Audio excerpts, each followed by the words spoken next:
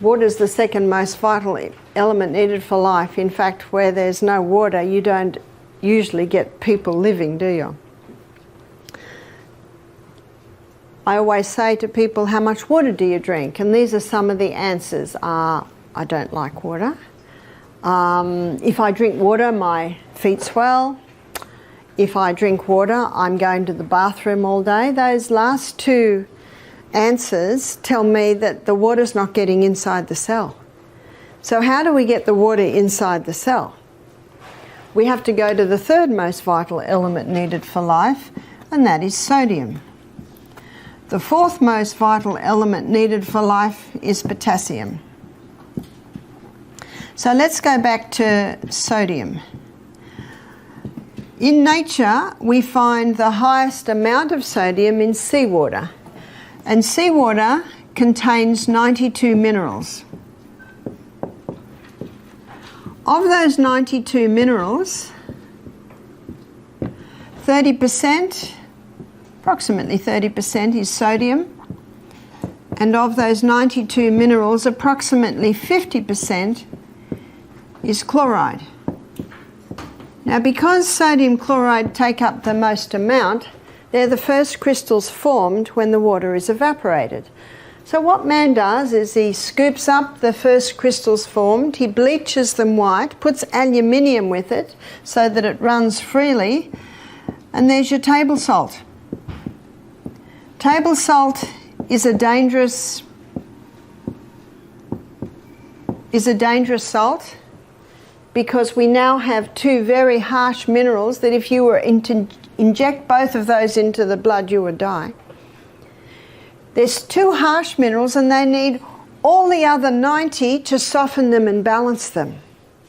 The highest concentration of mineral inside the cell is potassium. The highest concentration outside the cell is sodium.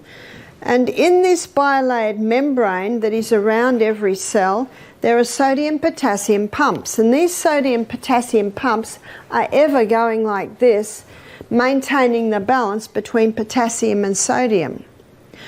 But when someone's not eating enough fruits and vegetables, and that's where you get most of your potassium, and they're putting table salt on everything far too much, what happens now is sodium levels rise and potassium levels drop.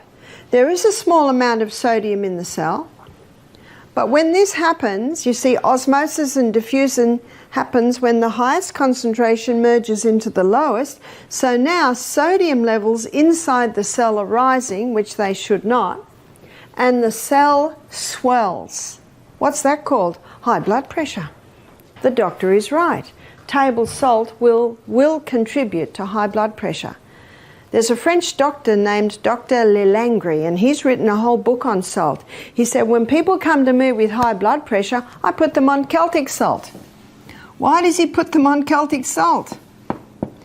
Because Celtic salt contains 82 minerals. It's a hand-harvested sea salt.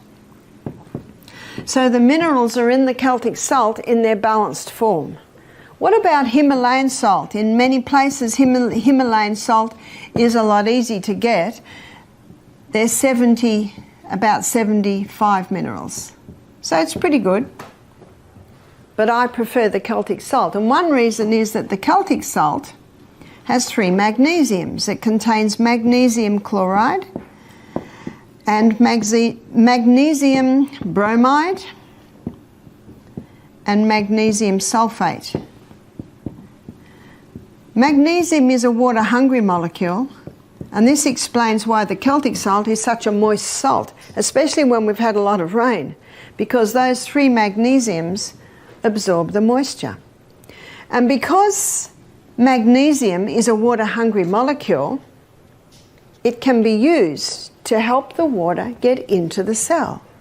So when you take a crystal of Celtic salt, put it on your tongue, and some say, how big's a crystal? Well, if you've got high blood pressure, start small, about the size of a sesame seed. I don't have high blood pressure, so I might have about 3 times little sesame seeds. Put it on your tongue, your mucous membranes start absorbing the minerals, the magnesium is taken to the cell membrane, and you drink your water, And that magnesium pulls that water inside the cell. It's the quickest way to hydrate a body. The only time excess water drinking can be dangerous is if people drink too much at once and don't have the minerals that are in the Celtic salt to pull that water inside the cell. I've had people complain to me, they say, I'm drinking more water now and now I'm going to the bathroom all day. So I say, are you having the salt? Have a little crystal before every glass of water. And ideally we should be having approximately 8 glasses of water a day. And then I say to them, and don't drink a whole glass at once. I think I mentioned earlier, I drink half a glass as soon as I get up. I go to the bathroom, I drink another half glass. Then I get dressed and have another half glass. But when I start every glass, I have that little bit of salt.